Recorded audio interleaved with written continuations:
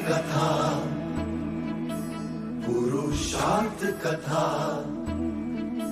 सुनो सुनो सिद्धार्थ कथा। सत्य कथा,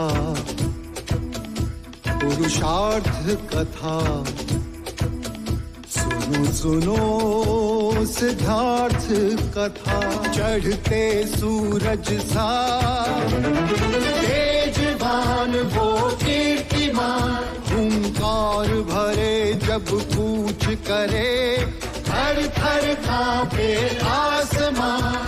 वो राजपुत्र वो शूरवीर, पर्वत को भेद दे उसके तीर, शांति का स्रोत करुणा की धार, निर्झर झरे मन से अपार। वो राजपुत्र वो शूरवीर, पर्वत को भेद दे उसके तीर, है शाक्य वंश का वो तारा, जगमग है जिससे जग सारा। सत्य कथा, पुरुषार्थ कथा, सुनो सुनो सिद्धार्थ कथा।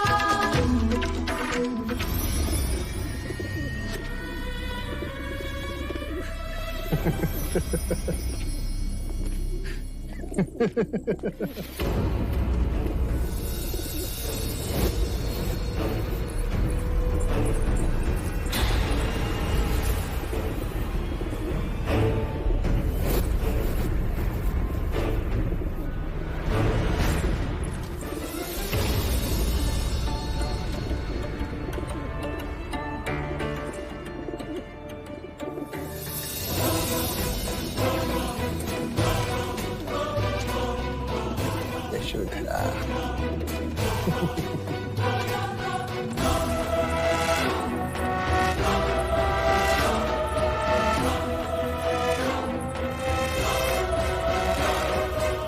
गोपा, क्या हुआ गोपा? तुम रो क्यों रही हो? किसी ने तुमसे कुछ कह दिया क्या? गोपा, क्या हुआ इसे? रो क्यों रही? यशोधरा, तुम्हें किस बात से पीड़ा पहुंची है पुत्र?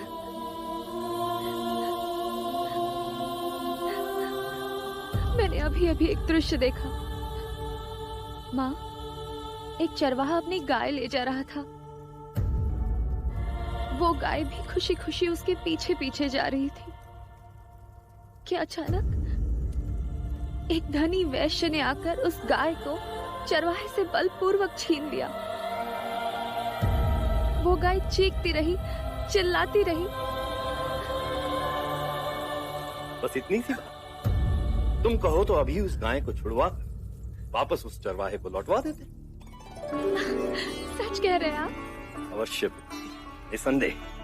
तो कुछ देर के लिए समझ लीजिए कि वो चरवाहा सिद्धार्थ है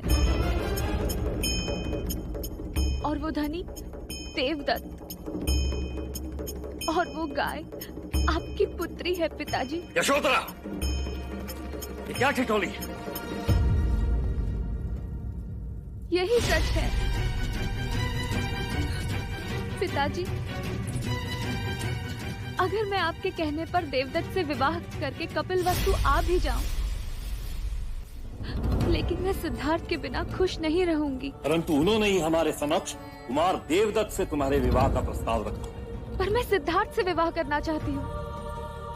असंभव, कदापि नहीं।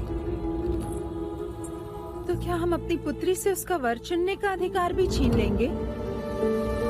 मैं सिद्धार्थ से प्रेम करती हूँ और उसी से विवाह करना चाहती हूँ। मुझे भी सिद्धार्थ पसंद है। आपको इस विवाह से क्या आपत्ति है? आपत्ति यह है अमिता कि मैं अपनी पुत्री को एक जोगन बनते नहीं देख सकता। केवल एक बार कपिलवस्तु के लोगों से सिद्धार्थ के बारे में पूछिए तो वो अपने युवराज को पूछते हैं पिताजी। किंतु जब युद्ध होता है तो उसमें एक बलशाली जीतता है, सन्यासी नहीं। और उसी सन्यासी ने कपिलवस्तु के गुरुकुल की प्रत्येक स्पर्धा में देवदत्त को पराजित किया है। छल कपट से पराजित किया है सिद्धार्थ ने। मैं उसे जीत नहीं मानता। तो फिर एक ही उपाय है, आप स्वयं उसकी परीक्षा लें।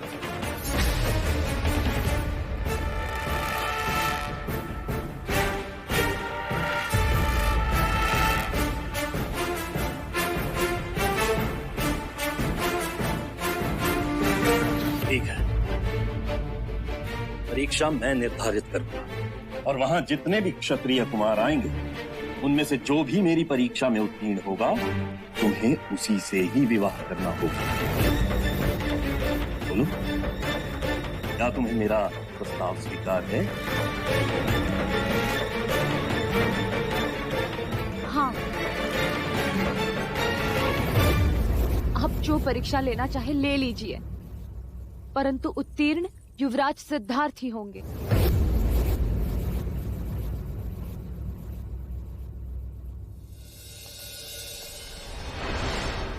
न जाने राजा दंडपानी को क्या सोचे कि परीक्षा लेने की ठानी है उन्होंने।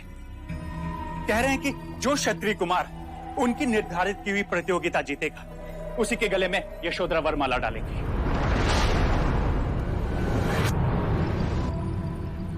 तो आप व्यर्थ चिंतित क्यों हो रहे हैं? राजा दंडपानी की निर्धारित की हुई प्रतियोगिता हमारा देवदत्त ही जीतेगा। परंतु सिद्धार्थ उसे जीतने दे तब ना। कभी कभी जो काम आग से नहीं बनता वो आंसुओं से बन जाता है। आए अर्थात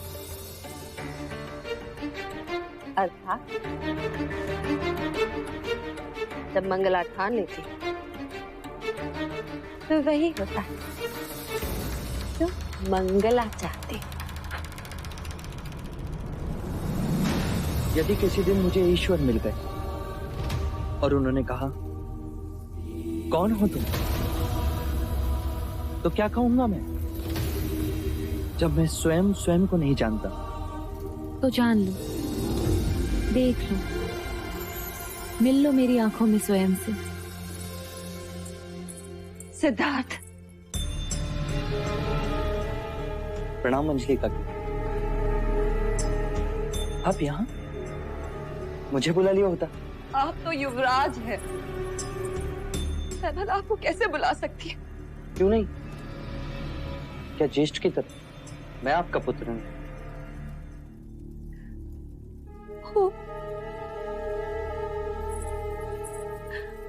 वो तो तुम हमेशा से हो।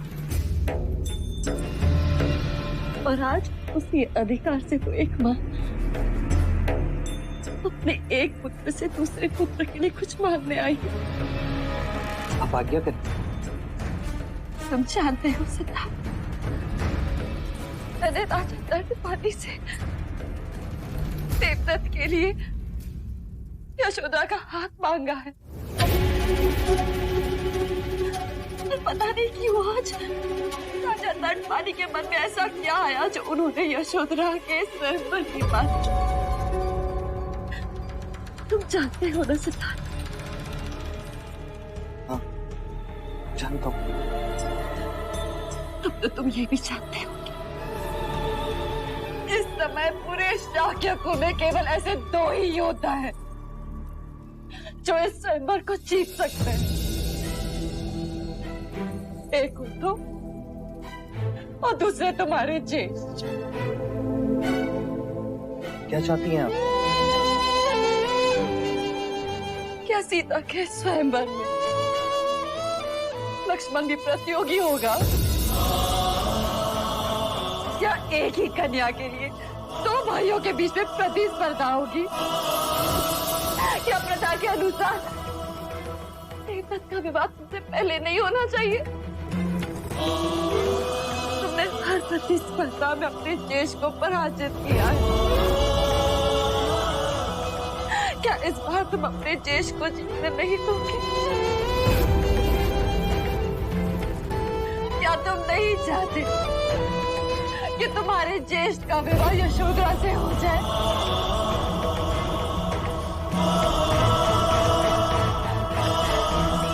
मैं तो ये भी नहीं चाहती कि तुम पराजित हो। ये कैसे संभव? संभव है यदि तुम इस स्वयंवर में हाथ डालो तो।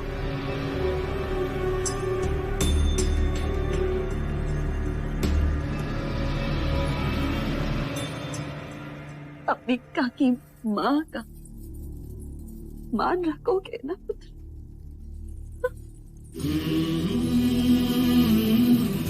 हाँ।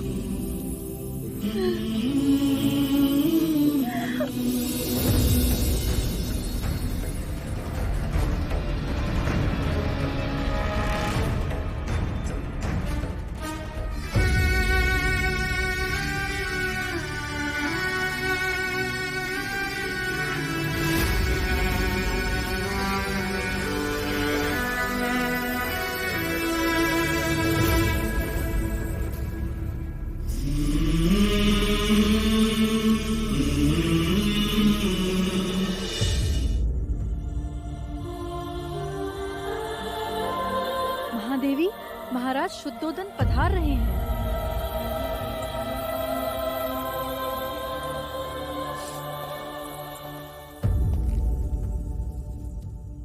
क्या बात है देवी, तुम्हारे आंखों में आंसू कैसे? विवशता क्या है देव? आप शाक्य कुल के महाराज और मैं महादेव, किंतु फिर भी हम अपने पुत्र को वो सुख नहीं दे सकते जो हम देना चाहते और जिसका वो अधिकारी। महादेवी महामाया हमें कभी क्षमा नहीं करेगी। यही प्रश्न लेकर मैं कुलगुरु वाचस्पति के पास गया। क्या कहा उन्होंने? देवी, सिद्धार्थ की कुंडली ये कहती है कि उसकी भार्या अत्यंत स्वरूपवान होगी, सौंदर्यवती होगी, पुत्रवती होगी, अपने कुल का मान सम्मान वो बढ़ाएगी, दोनों के स्वभाव भी एक जैसे होंगे और दोनों में अत्यंत स्नेह होगा। किंतु वो यशोधरा नहीं होगी। देवी, वो यशोधरा ही होगी। कैसे दे? सिद्धार्थ की कुंडली और यशोधरा की कुंडली अधिकांश मिलती है। तो उससे क्या हुआ दे?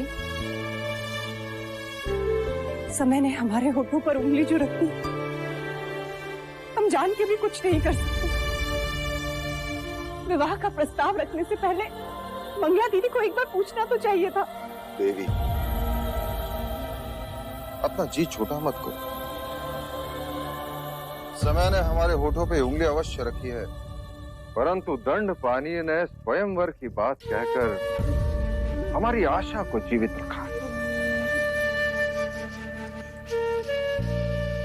किंतु उसके लिए सिद्धार्थ को लड़ना होगा। देवी, वो क्षत्रिय है, वो लड़ेगा भी और जीतेगा भी। तुम देखना, जिस प्रकार उसने यशोधरा का हृदय जीता है, वह स्वयंवर भी अवश्य जीतेगा।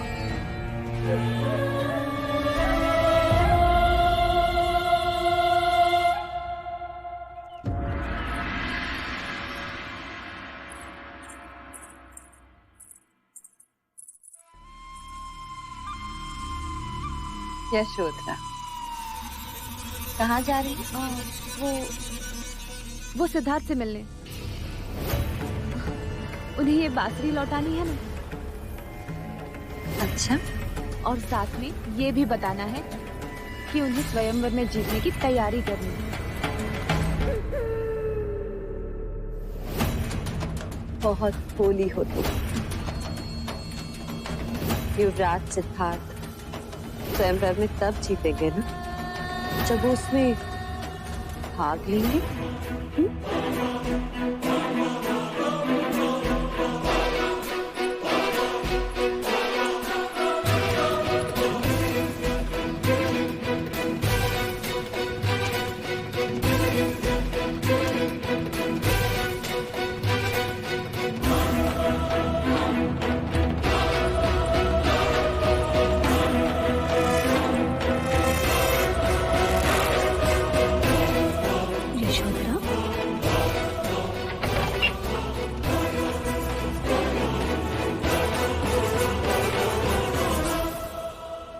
गोपा,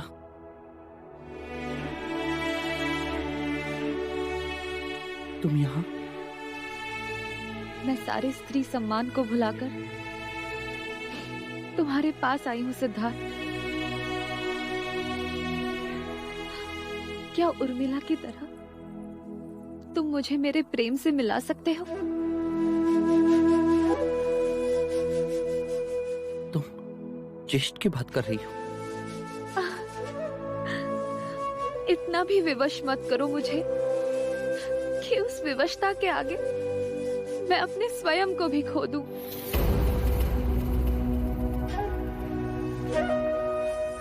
सिद्धार्थ, मैं देव से नहीं तुमसे प्रेम करती हूँ।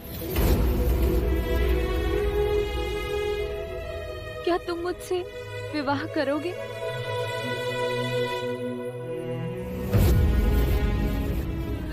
तुम्हें केवल स्वयंवर जीतकर अपनी क्षत्रियता प्रमाणित करनी है।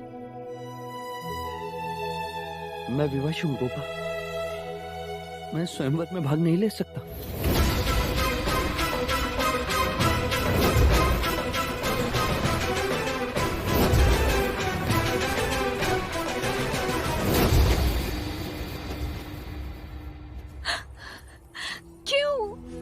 कि ज्येष्ठ तुमसे विवाह करना चाहते हैं।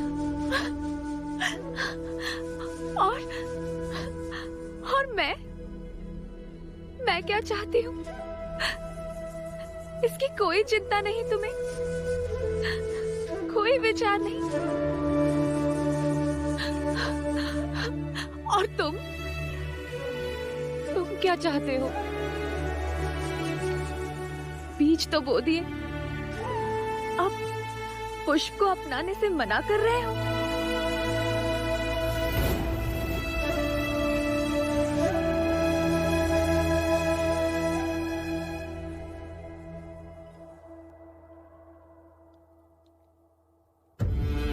तुमने तो केवल इस गोपा को पत्थर में तराशा है, पर इस गोपा ने तुम्हारे नाम से अपने जीवन को तराशा है युवराज। यदि तुमने स्वयंवर में हिस्सा नहीं लिया तो इस गोपा का कोई वर नहीं होगा।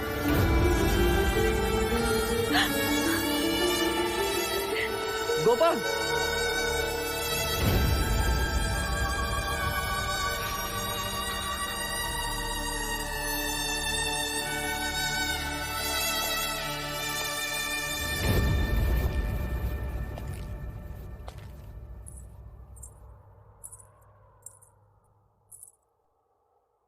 युवराज, वैसे तो मैं केवल एक दासी हूँ, परंतु महादेवी ने मुझे दाइमा का पद दिया है, इसीलिए आपसे पूछने की धृष्टता कर रही हूँ।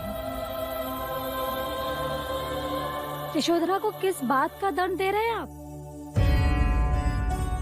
आप तो न्यायप्रिय हैं। आप ही ने उर्मिला और बलदेव का प्रेम विवाह करवाया। यशोधरा आपसे प्रेम करती है युवराज, तो उसके साथ ये अन्याय क्यों? मैं विवश हूँ लोचिका। कैसी विवशता? ज्येष्ठ के होते अनुज विवाह कैसे कर सकते? ये आप उस ज्येष्ठ के लिए कह रहे हैं जो स्त्री को स्त्री नहीं केवल एक वस्तु समझता है? क्या आप कंचने की जगह यशोधरा को देखना चाहते हैं? आपने सारी स्त्री जाति को गौरव दिलाया और एक स्त्री के साथ अन्याय? आप उससे उसका जीवन साथी चुनने का अधिकार छीन रहे हैं। युवराज, युवराज, देवी यशोधरा रथ लेकर घाटी की ओर गई हैं। मैंने उन्हें रोका, पर आप जल्दी चलिए, नहीं तो कुछ अनर्थ हो जाएगा।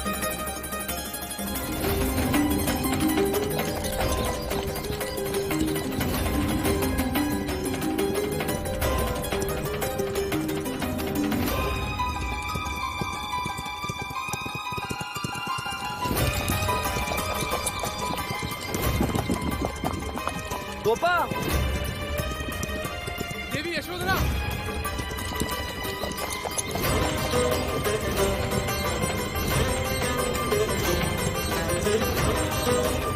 देवी यशोधरा,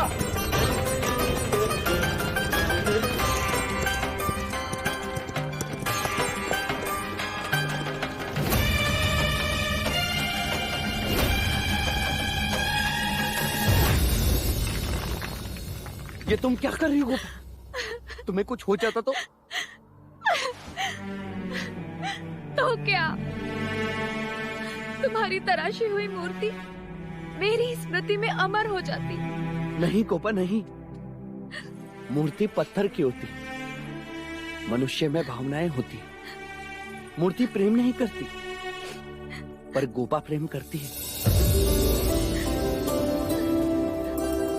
मूर्ति में प्राण नहीं होते गोपा, पर गोपा प्रेम के लिए प्राण दे सकती है। स्वयंवर में तुम्हें जीत कर अपनी अर्धांगिनी बनाऊं, उससे पहले मैं तुमसे कुछ पूछना चाहता हूं। क्या तुम इस जीते जागते प्रश्न का उत्तर बनोगी? क्या तुम सिद्धार्थ गौतम की भार्या बनोगी?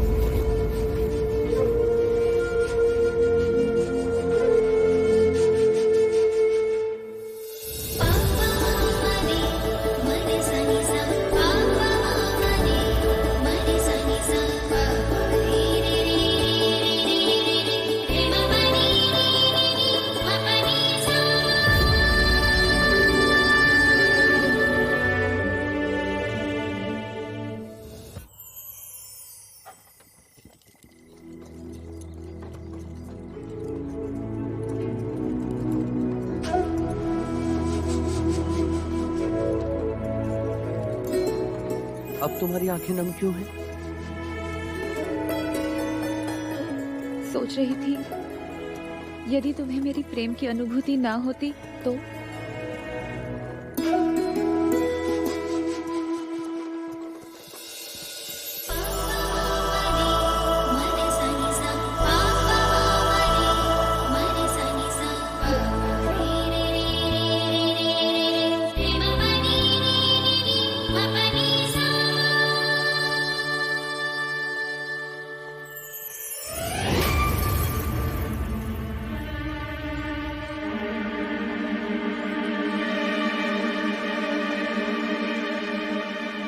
विधाता ने क्या सोचा वो तो पता नहीं, परंतु इतना अवश्य पता है मंगल कि देवदत्त की कुंडली तो बदलनी ही होगी।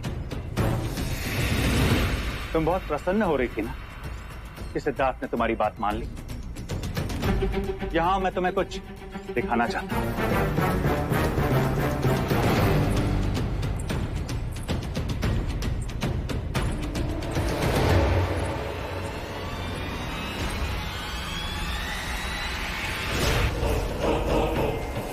ईट करने से देखा अनदेखा नहीं होगा मंगल। सिद्धार्थ आधी रात को यशोधरा के साथ अर्थात तो स्वयंवर में अवश्य भाग लेगा।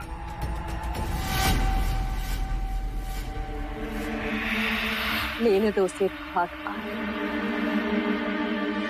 परंतु जब तक राजा दंडपानी हमारे पासों से खेलता रहेगा तब तक देवदत्त को इस स्वयंवर में जीतने से कोई नहीं रोक सकता, क्योंकि राजा दंडपानी इस स्वयंवर में वही परीक्षा निर्धारित करेंगे जो हम चाहेंगे।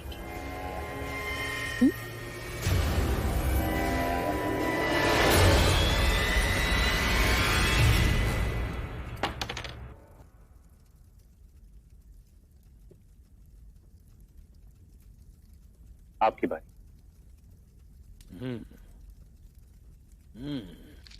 जय गिरे तो घर मिले।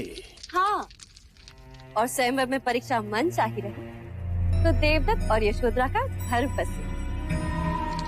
अवश्य। 6 1 2 3 4 5 6 राजा द्रोणोदन मैं जीत गया। और हम चाहते हैं कि देवदत्त ही जीते। अरे राजा द्रोणोदन, आप खेल चौसर रहे हैं और आपके विचार कहीं और ही चल रहे हैं। सत्य कहा राजा दंडपानी। हम चाहते हैं कि स्वयंवर की निर्धारित परीक्षा क्या होगी ये अंतिम घड़ी तक गुप्त रखी जाए। क्यों? वो इसलिए कि स्वयंवर में कोई अनीति ना हो। अनीति? इसमें अनीति क्यों होगी? अमिता दीदी, बहुत भोली हैं आप। आप नहीं जानते सिद्धार्थ ने कपट कर यशोधरा को अपने मोह जाल में फांसा है। आप तो देवता में थी, आपको क्या पता? हम निर्धारित परीक्षा की घोषणा अंतिम समय पर इसलिए करना चाहते हैं जिसे महाराज शुद्धोधन कोई कपट ना कर सके और परीक्षा निरपेक्ष रहे। आप लोगों की निरपेक्षता से मैं भली भांति परिचित हूँ। मेरी भोली बहन, क्या तुम इस बात से परिचित हो कि हमारे भाई महाराज यशोधरा के साथ सिद्धार्थ का विवाह करवाने के लिए क्यों इतने उत्सुक हैं? वो शाक्य कुल में राजा दंडपानी के बढ़ते वर्चस्व का दमन करना चाहते। अरे ये इस बात पर क्यों ध्यान देने लगी?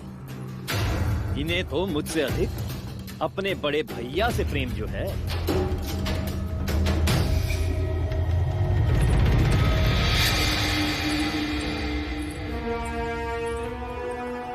अब बताइए, आप मुझसे क्या चाहते हैं? बहनोई जी, यदि आप देवदत्त को अपना जमाई बनाना चाहते हैं तो ऐसी परीक्षा निर्धारित करें जिसका पूरा लाभ केवल देवदत्त उठा सके। वो कैसे? वो आप मुझ पर छोड़ दीजिए।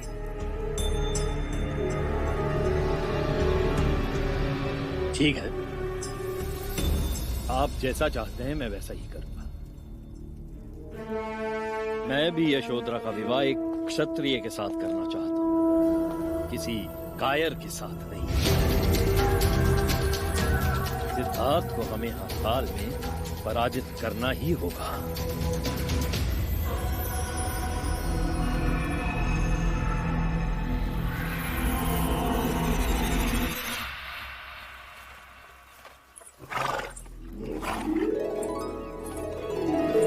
तुम यहाँ हो और मैंने पूरा महल खोज लिया। कंटक, ये गोपा है, गोपा, बिल्कुल तुम्हारी तरह, भोली भाली, भावुक। तो इन्होंने तुम्हें भी बहुत रुलाया होगा। देखा, कंठक मेरा कहा समझ गया। गोपा, अब तुम्हें मुझसे इस तरह अकेले मिलने नहीं आना चाहिए। क्यों ना मिलने आऊं मैं? प्रेम करती हूँ मैं तुमसे। पर तुम्हारे पिता ने तुम्हारा स्वयंवर रचाया है और बिना स्वयंवर जीते यदि मैं तुमसे मिलूंगा तो तुम्हारे पिता का अपराधी कहलाऊंगा। अपराधी तो मेरे पिता हैं। पूरे परिवार की लड़कियों को अपना वर चुनने का अधिकार है और उन्होंने स्वयंवर रखकर मुझसे मेरा अधिकार छीना है। सिद्धार्थ, मैंने तुम्हें अपना जीवन साथी चुना है। ये स्थान मैं किसी और को नहीं दूंगी, चाहे तुम जीतो या ना जीतो। देखा घंटा, मैंने कहा था इसे रोने को। चलो मेरे साथ।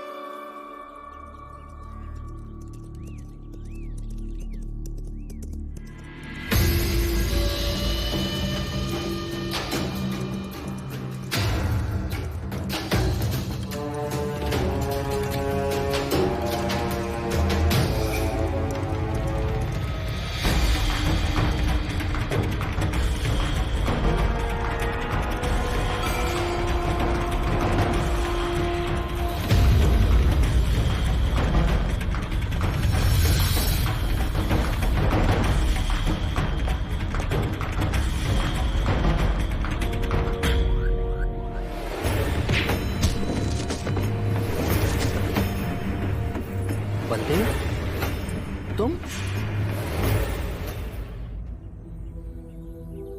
युवराज सिद्धार्थ, सेवक का प्रणाम स्वीकार करें। मैं आपसे कब से अकेले मिलना चाह रहा था, पर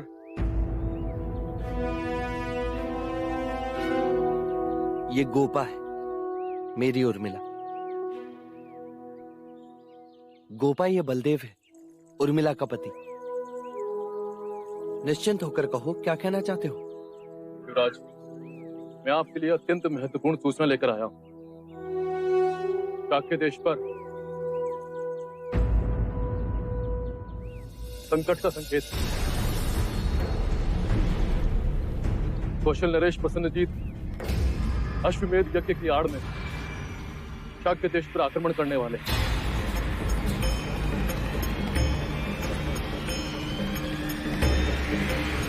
परंतु तुम इतने विश्वास के साथ कैसे कह सकते हो? प्रमाण भी है। कौन? बलदेव। बलदेव? जिसने तुमसे अभय दान लिया था? वो राजदूत जिसके पीछे आपने सैनिक भेजे थे।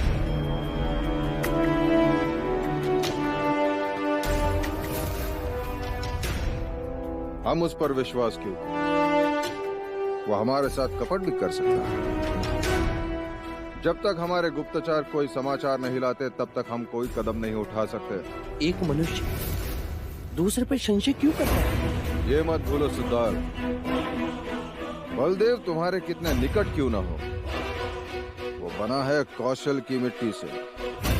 और जो मनुष्य अपने देश, अपने राजा से विश्वासघात कर सकता है, वो तुम्हारे प्रति निष्ठावान कैसे हो सकता है?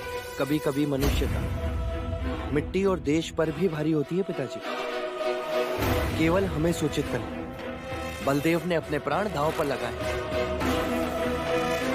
मैं तुम्हारे बात से सहमत हूं, परंतु राजनीति इतनी सरल नहीं। तुम्हारे लिए इतने जल्दी बलदेव पर विश्वास करना उचित नहीं है।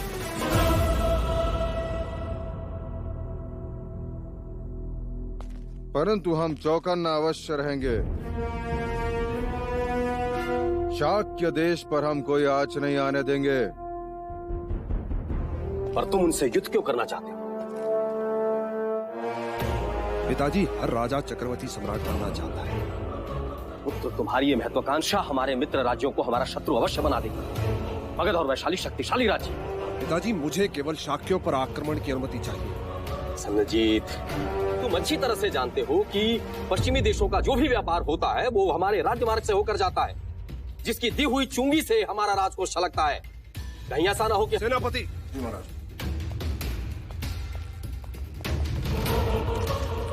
देखिए पिताजी, ये वो मार्ग है जो मगध और कौशल से होते हुए गांधार और मिस्र तक जाता है, और ये मार्ग शाक्यों के राज्य से होता हुआ गांधार में मिलता है, जो यात्रा का समय महीनों घटा देता है। तो पुत्र, ये मार्ग तो है ही नहीं। नहीं है पिताजी, नहीं है। किंतु यदि ये मार्ग शाक्यों ने बना दिया तो मगध का सारा व्यापार कपिल वस्तु के मार्ग से होगा। चुंगी उन्हें मिलेगी, उनका राजकोष छलकने लगेगा। इसीलिए शाक्यों पर आक्रमण करने से हमें दो प्रकार से लाभ। हमारी राज्य की सीमा तो बढ़ेगी और साथ ही साथ हमारा राजकोष भी बढ़ने लगेगा। सन्नजीत, शाक्यों को निर्बल मत समझो। उनकी संख्या भले ही हमसे कम है, लेकिन उनकी एकता एक बड़ी शक्तिशाली दीवार है। उसी एकता की दीवार में हमने एक दरार खोज ली है पिताजी। वो अवश्य पराजित है। पुत्र, अगर तुम्हारा ये आत्मविश्वास है तो अच्छी बात है। आक्रमण कब करोगे? शाक्यों के यौवनोत्सव के किसी भी दिन। सिद्धार्थ, क्षत्रियों को जीवन में हर चीज लड़कर ही प्राप्त करनी होती है। हर चुनौती के लिए तैयार रहना है। देखो, अब तुम यशोधरा को अपनी जीवन संगिनी बनाना चाहते हो, तो उसके लिए भी तुम्हें स्वयंवर में अपने क्षत्रियता का प्रमाण देना होगा, लड़ना होगा। देवदत्त स्वयंवर में तुम्हें चुनौती देने की तैयारियां कर रहा है। आप चिंता ना करें पिताजी, मैं हर न्यायपूर्ण चुनौती के लिए तैयार हूं। फिर वो चाहे प्रसन्न जीत हो या देवदत्त।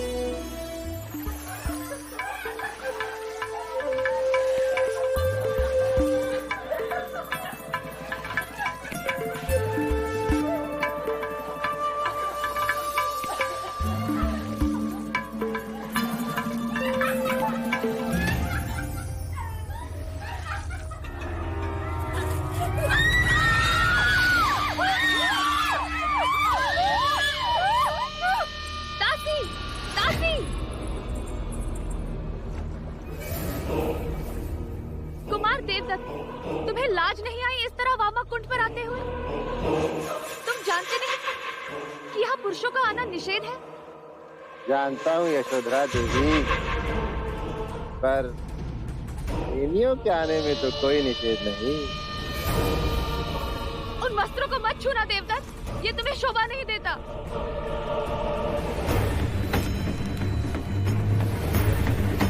रखो उसे नीचे, वो मेरी चुनर है देवदत्त। अरे हाँ, ये वही तो है जो उस दिन मेरे हाथ से छूट गई थी।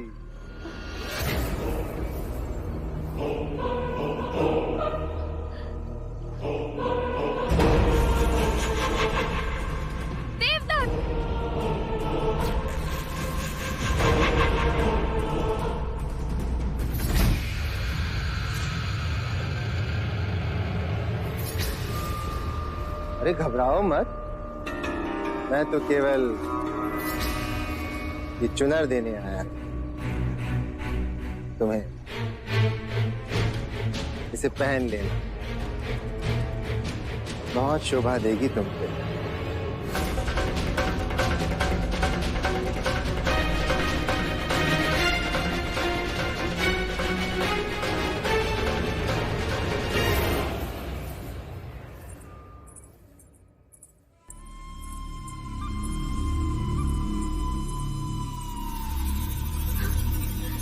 यशोधरा,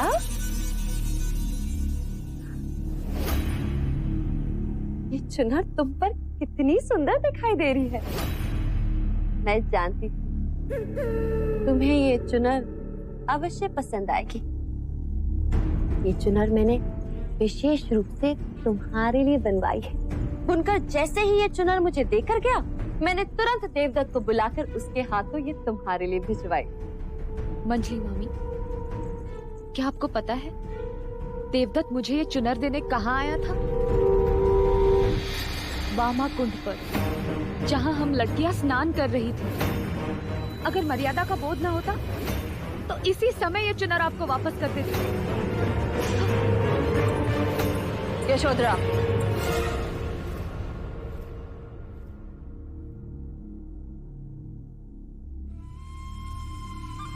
देवदत्त की ओर से मैं तुमसे क्षमा मांगती हूँ।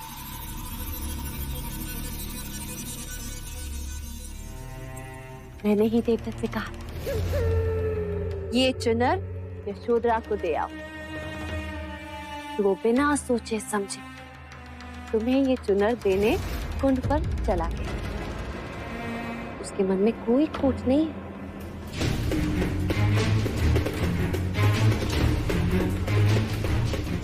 तुम ये बात किसी और से मत कहना।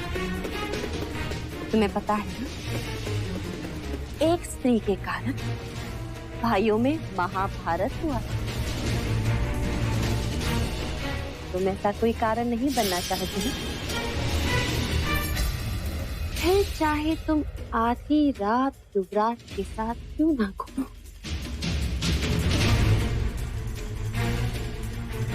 जब आप इतना ही जानती हैं, तो आपको देवदत्त को समझाना चाहिए कि वो स्वयंवर से हट जाए।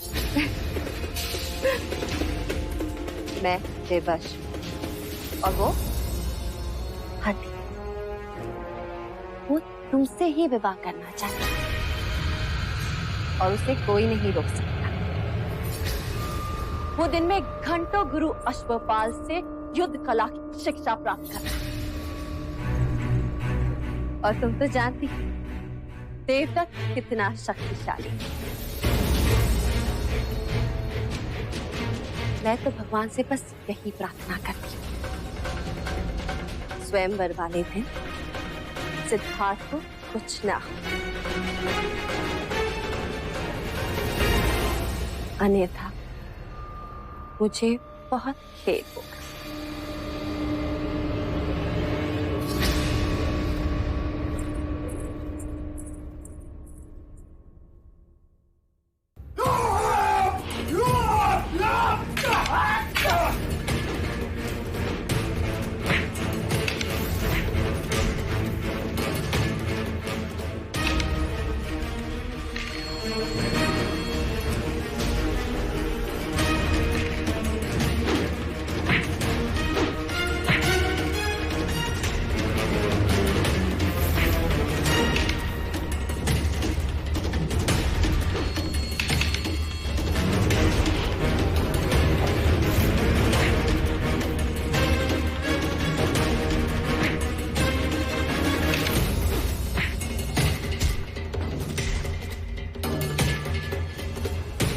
बधाई हो।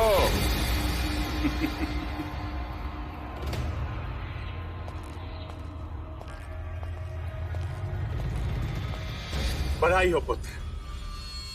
शक्ति के साथ साथ अब तुम्हें चपलता भी आई है, जैसे सिद्धार्थ में। किंतु एक बात का ध्यान रखना कि सिद्धार्थ की उंगलियां तुम्हारी गर्दन तक न पहुंचने पाए, अन्यथा फिर से तुम्हारी नस दबा के वो तुम्हें मूर्छित कर देगा। आप चिंता ना करें पिताजी, अब मैंने सब जान लिया है। चोटी की तरह मसल के रख दूंगा, फिर यशोधरा केवल मेरी होगी, केवल मेरी। सत्य कथा, पुरुषार्थ कथा, सुनो सुनो सिद्धार्थ कथा।